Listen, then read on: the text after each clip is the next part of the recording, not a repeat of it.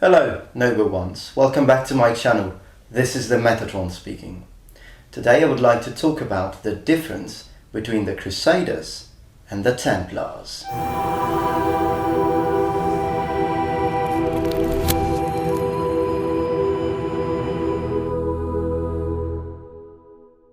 Now, before starting with the actual topic, I've got a very important announcement to do, and I am sure that you're really going to like this.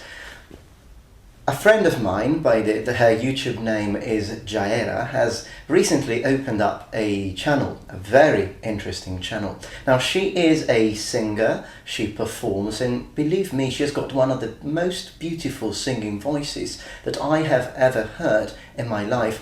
And believe me, as I say this, it feels like an understatement. Now, she will be doing some collaborations with my channel because she's also Italian like me, and so she will become one of the voices in the Metatron's channel, but she's also got her own channel. This is what I'm talking about. Check this out. And there are many paths to tread, fresh shadow to the edge of night. I know, right? Well, just to get the overkill done, how about this one? With a voice filled in power, the ancient would art. Believe, believe the dragon bone comes. It's an end to the evil of all Skyrim's foes.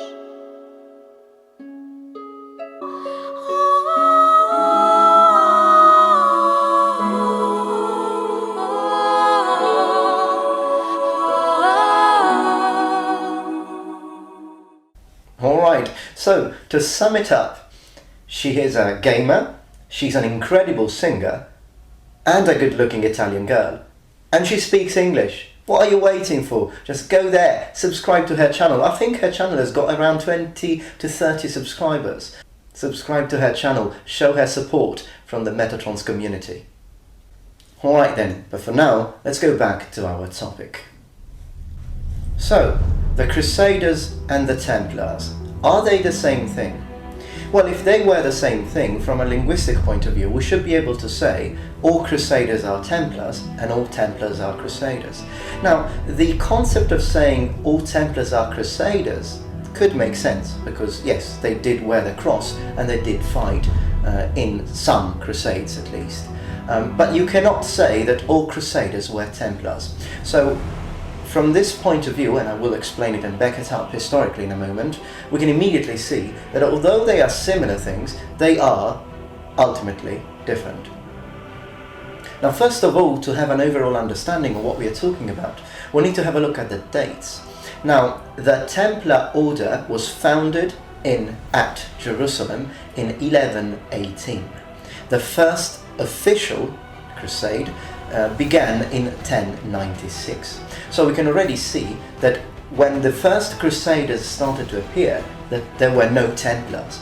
So we cannot say that the first Crusaders or the first soldiers involved in the first Crusade were Crusaders but also Templars. There were no Templars at the time. So what is the difference between a Crusader and a Templar? And after the founding of the order, were all Templars Crusaders and were the other Crusaders Templars?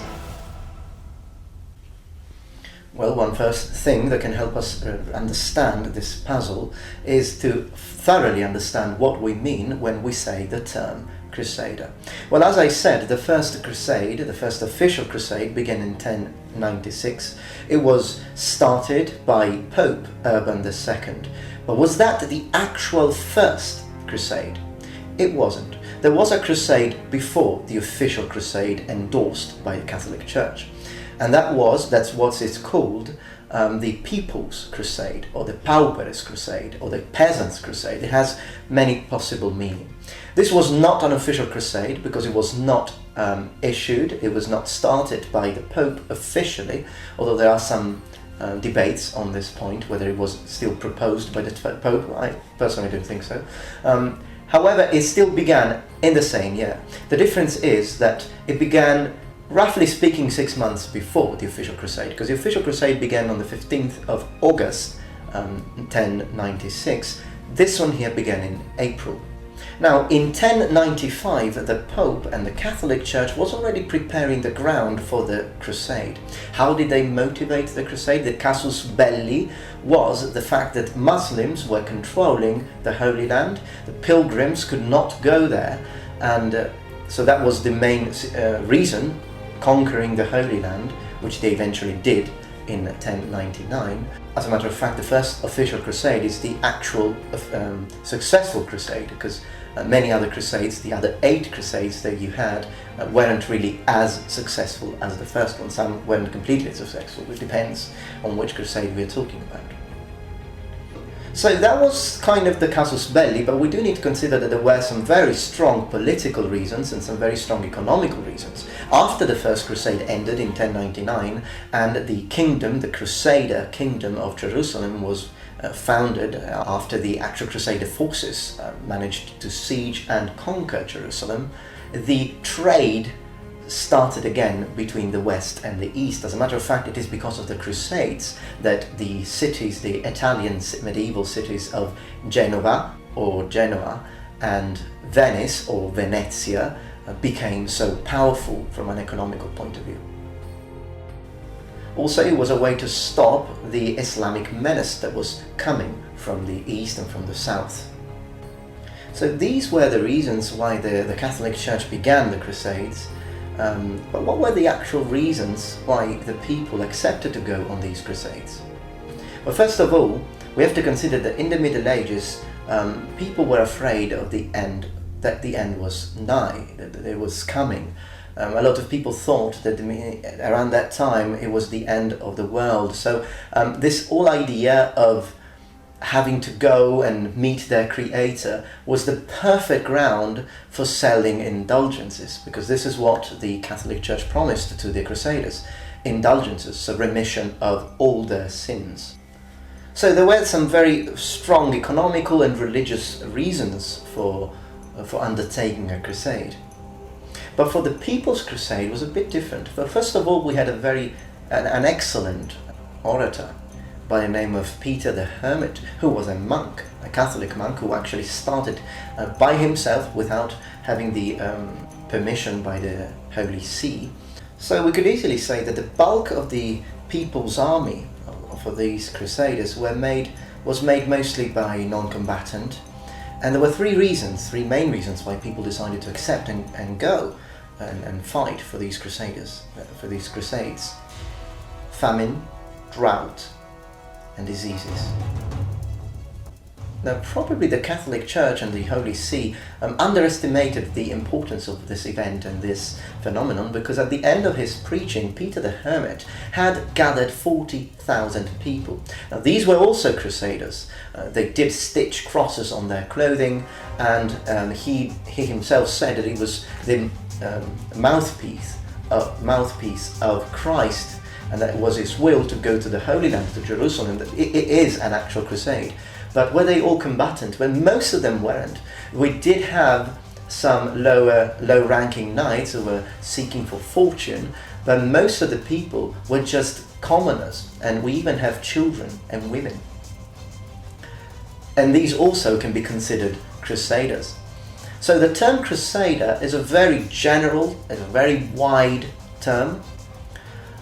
If we want to only consider the official crusades, then a crusader is simply a soldier who's wearing the cross and is fighting for the church.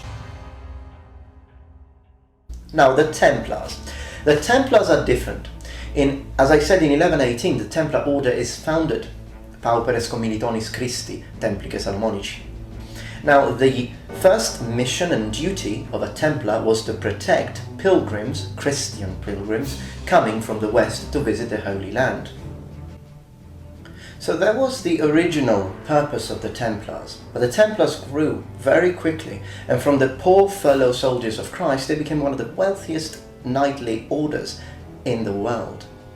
Now, having the very wealthy organization of the Catholic Church behind their backs, they could afford the best kind of equipment of the time, the best kind of swords, the best kind of armor.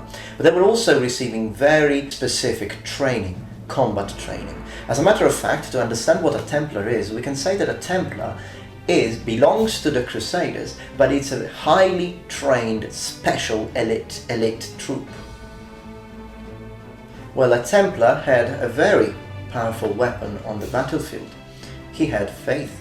Now, before I get attacked here, in this video I am not discussing about faith itself. In this video I'm only going to analyze the psychological effects of faith in a combatant. So I'm not talking about faith in general. I'm not talking about, and I'm not even sharing my ideas on whether it would be a good thing or a bad thing. I'm only examining the actual facts. The reason why I'm specifying this is because, of course, there have been a lot of terrible acts of violence carried out in the name of faith. For example, during the Crusades, not only against the Muslims, but also towards the Jews, for example.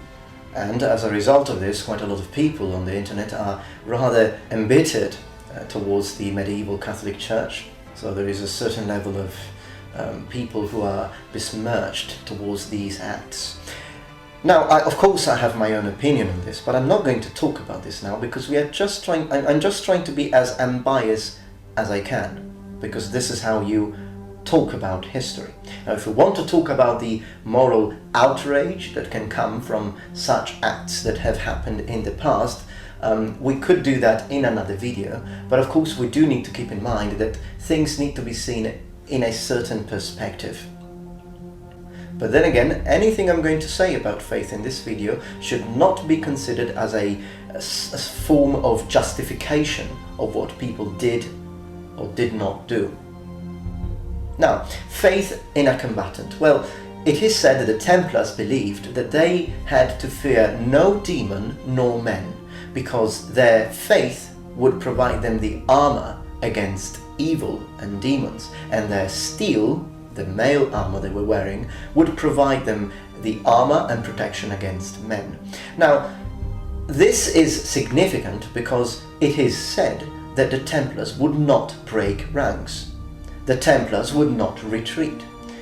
What this means from a tactical point of view is that you have a whole army, a Templar army, that does not have routes, no routing, and this is going to make it a fearsome enemy to engage. Now, again, whether it be a good thing or a bad thing shall not be discussed in this video.